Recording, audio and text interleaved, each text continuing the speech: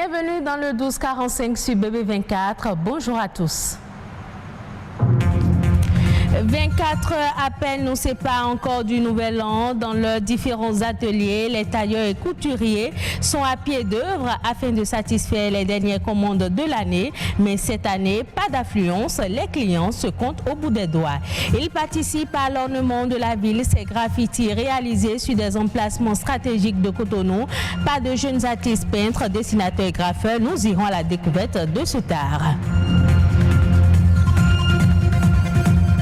De plus en plus, la transhumance est un réel problème de sécurité avec la montée en puissance des conflits entre éleveurs et agriculteurs. La sédentarisation est préconisée comme solution.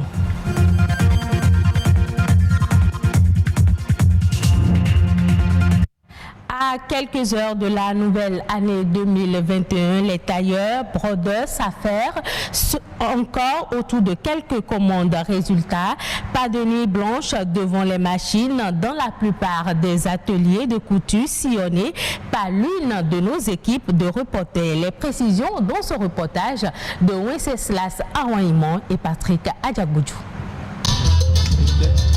Victor est le patron de cet atelier de couture situé à Jéricho, à Cotonou. Depuis le début du mois de décembre, il a reçu une centaine de commandes de vêtements. À l'œuvre, plusieurs dizaines de coupons de tissu à coudre. Certains sont déjà prêts à être livrés aux clients. Ici, son rythme de travail n'a pas changé en cette période de fête. Vous constatez qu'il n'y a pas d'affluence. Les tenues sont cousues, mais pas de retrait, contrairement à l'année dernière.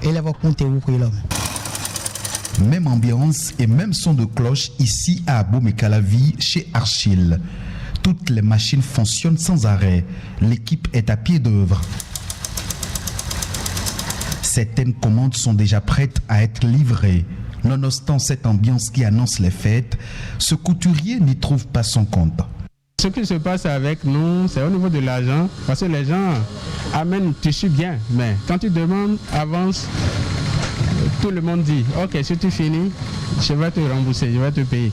Mais tout le monde ne vient même pas chercher les tenues. Si vous regardez dans mes armoires maintenant, les tenues sont plein là. Des tissus prêts à porter et d'autres déjà emballés qui n'attendent que leurs propriétaires qui se font toujours désirer.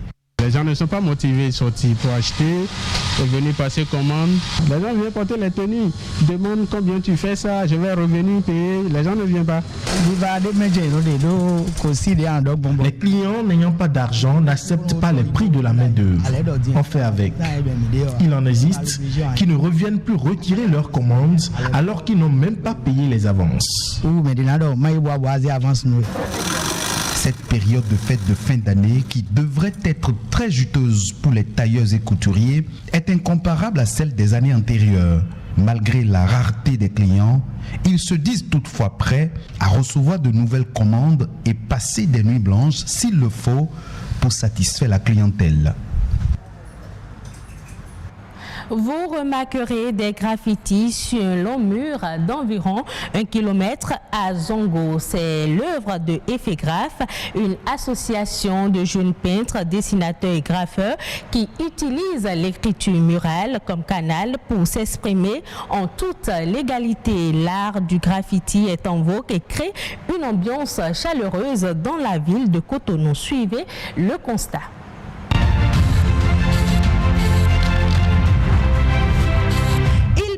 Les murs par passion et par amour de l'art. Le graffiti, c'est ce qui réunit ces jeunes. Parés de bombes de peinture, ils transforment ce mur d'1 kilomètre pour passer un message dans une ambiance festive.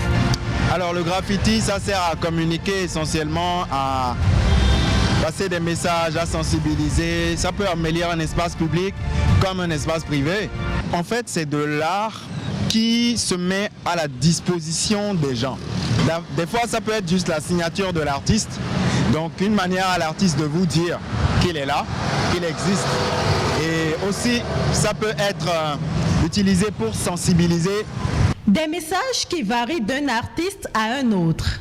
Ici, le thème choisi est Horizon 2050, un thème futuriste qui inspire un retour aux sources. Alors derrière moi, on a une illustration et un lettrage combinés dont la signification est Kondo le requin.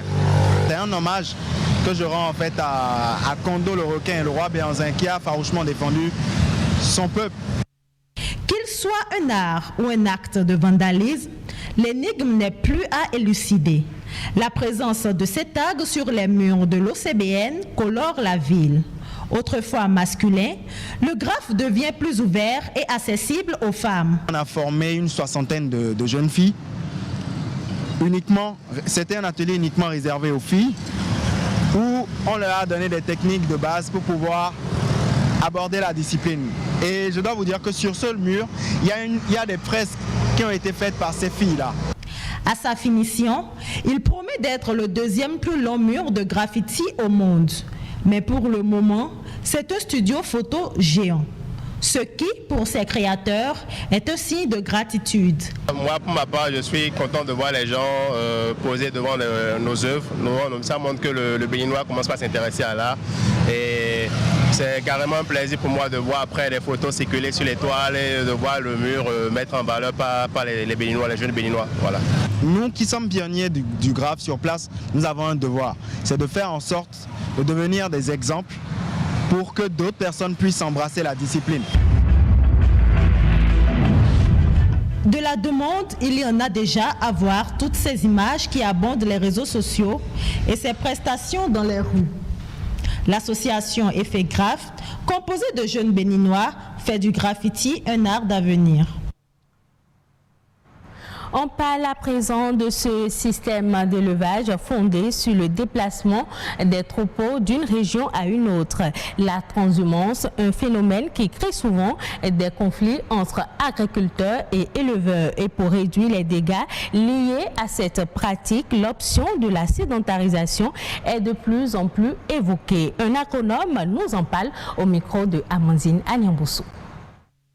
Fondamentalement, c'est les questions de ressources naturelles, c'est-à-dire les ressources fourragères et les points d'eau.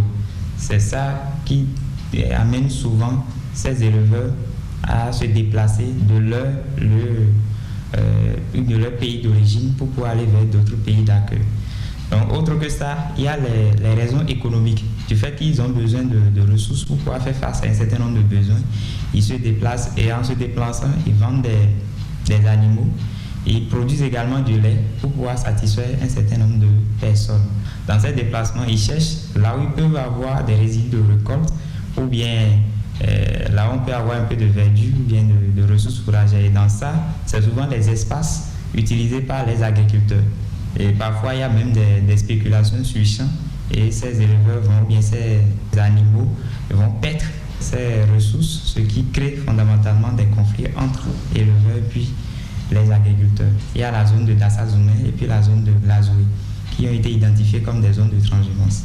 Et c'est déjà ça une approche de solution par rapport à la transhumance. Parce que même si on va vers une sédentarisation, c'est-à-dire on identifie un lieu où ces éleveurs peuvent se regrouper, se réunir, faire leurs besoins, il y a toujours un moment où ils vont faire la transhumance pour pouvoir mieux maîtriser la conduite pour un jeune éleveur, pour pouvoir comprendre d'autres réalités culturelles, socio-culturelles. Pour faire la sédentarisation, il faut également disposer d'une quantité de ressources naturelles suffisante pour pouvoir satisfaire le besoin en troupeau donc des éleveurs.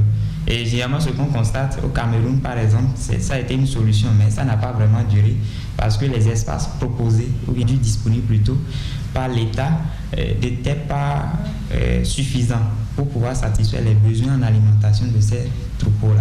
Donc, sédentarisation, oui, mais il faut également former ces éleveurs ou bien les informer sur des zones qui peuvent exister à un moment donné pour pouvoir faire de la transhumance.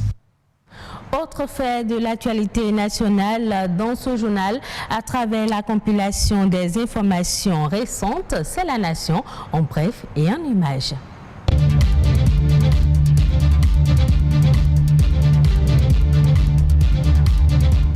La loi portant protection de la santé des personnes au Bénin a été adoptée par les députés.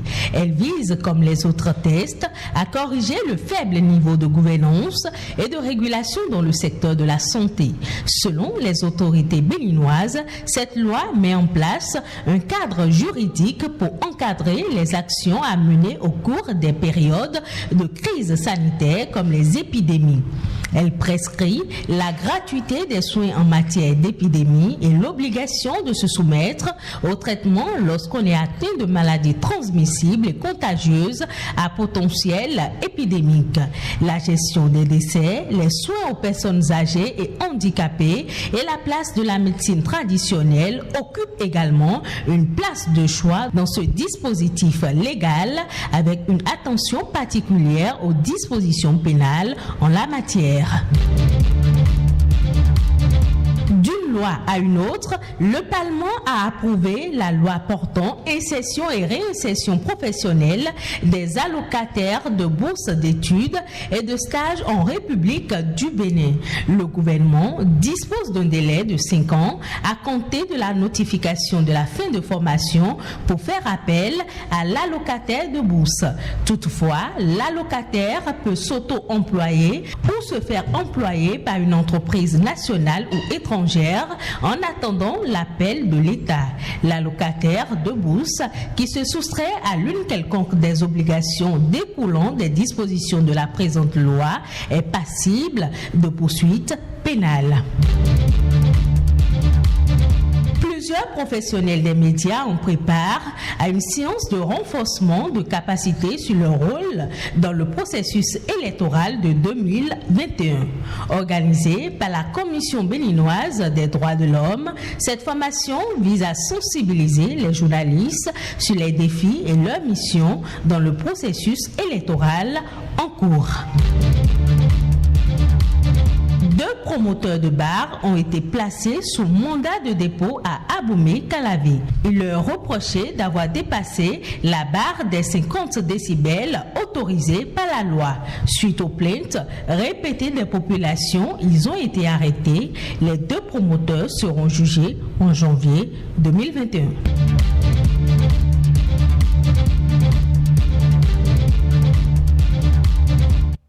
Au Kenya, l'année 2020 a été difficile pour la floriculture. Avec le coronavirus, le segment horticole a connu une baisse de la demande de ses principaux débouchés. En raison de la première vague de confinement imposée en Europe, l'industrie floricole a connu une baisse de 40% de ses ventes.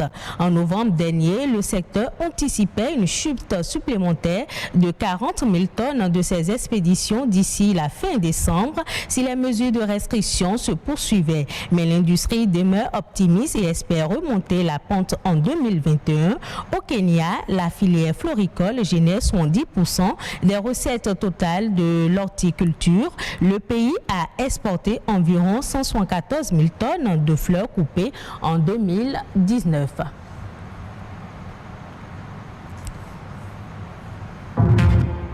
Ce sera tout pour cette édition. Merci de l'avoir suivi. Retrouvez ce journal sur le site de l'ORTB, www.ortb.bj.